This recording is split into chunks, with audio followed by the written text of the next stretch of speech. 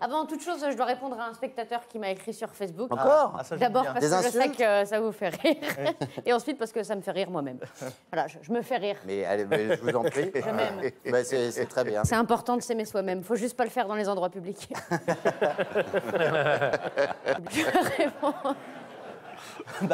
Je réponds donc au grand gagnant du jour, qui lui-même répond au doux pseudonyme de Derry R. Derry R qui m'écrit, je cite, « Chère Élodie », bon, jusqu'ici tout va bien, « Je te trouve ultra bonne. » Ah, sympa. Un poète. Sympa. Un homme de goût. Exactement. « Je t'aime, je vis au Niger, mais j'aimerais vivre en France. J'ai 40 ans, je cherche l'amour et le mariage. » Je suis pas pêcheur, mais je dirais qu'il y a anguille sous roche. Derry R, quand il se marie en blanc, c'est pas la couleur de la robe. Tu es la femme la plus bonne et la plus merveilleuse et talentueuse et jolie. Oui, l'homme caresse toujours le cheval avant d'essayer de le monter. Je t'aime en cachette. Bah, reste caché. J'aime les femmes et les préliminaires. T'étais à 2 doigts de bien l'écrire. Alors, on dit préliminaires. Les préliminaires, c'est quand les ampoules basse consommation mettent 2 plombes à s'allumer. C'est 2 choses différentes.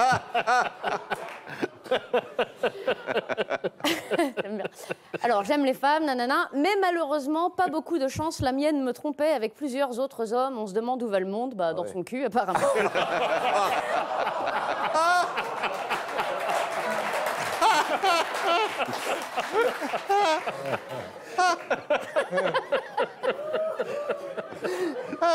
J'aime ce genre d'émission. Ah oui, là, oui. Là, t'es gâté, hein, Bernard. Là, C'est dans la continuité. C'est une thématique. Elle sait s'adapter. Ah oui. Et puis, mon frère est mort. Voilà. Ah, ça se termine comme ça? Ah ouais. C'est-à-dire que ces transitions drague. sont cachées au même endroit que son romantisme. Il est mort en accident, tombé d'une grue qu'il montait sans protection et il pleuvait. Ah, mais ça s'appelle la sélection naturelle. Liloudi, écris-moi, je t'en supplie, pour faire la connaissance et se connaître. Oula, les 2 le même jour, je sais pas si on aura le temps. Je t'aime, Liloudi, à très bientôt, j'espère. Eh bien non, on se verra jamais, malheureusement. Derry R, il peut se la mettre derrière l'oreille.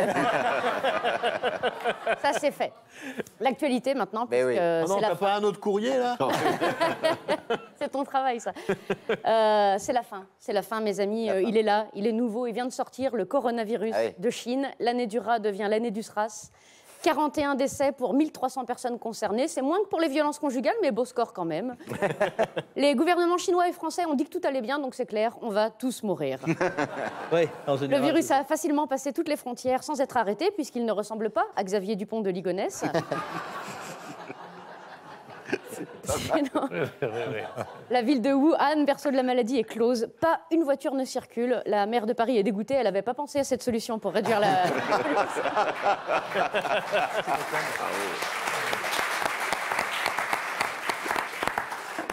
Toute la ville est en quarantaine, c'est une vraie crise. Alors, rien à voir avec la crise de la quarantaine.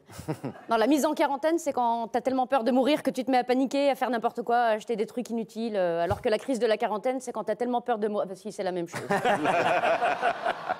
Le virus arrive chez nous, puisque c'est en France, c'est principalement à Paris que les Chinois viennent visiter et acheter des souvenirs qui ont été fabriqués chez eux, d'ailleurs. C'est vrai que c'est très con. On les reconnaît dans Paris, les Chinois, parce qu'ils portent des bérets pour faire comme les Français, qui eux n'en portent plus depuis la fin de la Seconde Guerre mondiale. Voici donc quelques conseils pour faire face à l'apocalypse qui arrive et survivre. Alors, conseil numéro 1, entourez-vous de personnes en situation de surcharge pondérale. Ah, là, t'as bien suivi le truc, là. Et pourquoi? En effet, Pourquoi? si le virus mute et transforme les malades en zombies, les personnes à l'indice de masse corporelle élevé, courant moins vite que vous, se feront bouffer par les zombies, vous laissant le temps de fuir. J'aime ce genre d'émission. Entourez-vous bien d'une manière générale pendant la fin du monde, je veux dire avec des gens qui ont des capacités, quoi, des gens utiles à la survie et à la reconstruction, des infirmières, des ambulanciers, des profs, des ouvriers, des gens qui savent faire des trucs. En fait, en gros, tous ceux qui manifestaient dans les rues avant le virus, c'est les gens utiles, les autres, chers à zombies. Nous aussi, chers à zombies, parce que nous, dans un monde post-apocalyptique, nous, les humoristes, les chansonniers, on sert à rien. T'imagines les spectacles après? Avec des salles pleines de gens presque morts, enfin, de public parisien. Bonsoir, est-ce que vous êtes froid? Alors moi, je suis très contente d'être là, d'être en vie. Ah, à vos souhaits, monsieur, bah, il est mort. Enfin, le spectacle, c'était vraiment très compliqué. Conseil numéro 2, quand une personne meurt du virus près de vous, attachez-lui ses lacets entre eux. En effet, si le virus mute et transforme les malades en zombies, ces derniers revenus à la vie se pèteront la gueule à chaque fois qu'ils essaieront de marcher. C'est pas bête, ça. Et leurs faibles capacités neuronales ne pourront pas les aider à comprendre la complexité d'un nœud. Malinx le lynx. Conseil numéro 3, trouvez refuge dans un magasin. Ces lieux fermés, à entrée unique et remplis de matériel utile, sont idéaux. Attention, quand je dis magasin, je parle de Bricoplus, Camping 2000 ou Sécuritou. Tu nous trouveras des slogans pour la prochaine. N'allez pas vous planquer chez Zara ou chez Tati. Passez l'euphorie de la fringue gratuite et illimitée, vous mourrez de faim comme une quiche au milieu des vestes en sky et des jeans taille basse.